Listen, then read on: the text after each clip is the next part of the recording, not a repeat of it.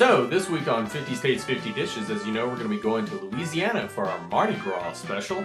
We'll be making several dishes that are kind of native to the state of Louisiana, and almost all of them call for Cajun spice. So, to give you guys a little bit of a leg up, I decided to find myself a recipe for homemade Cajun spice using stuff you find in your pantry, and I decided to make a little video for you guys right now. So, check this out, make your spice, and you'll be ready for when we cook a little later on.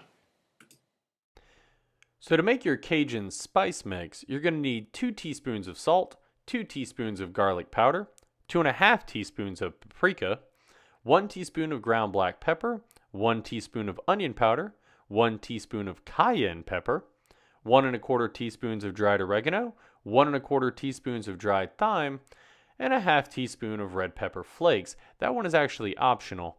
However, the initial recipe says it creates a mildly hot Cajun spice mix, so if you really want to kick up the flavor of it, you're going to want a little bit more cayenne pepper. I used 1.25 teaspoons, and you're definitely going to want those red pepper flakes if you can find them.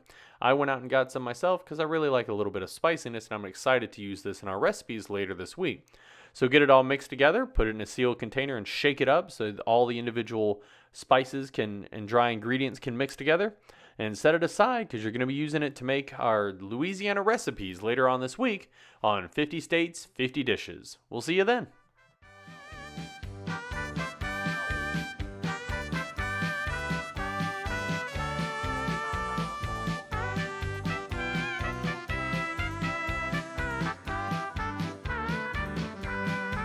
Now when the saints go marching in, when the saints go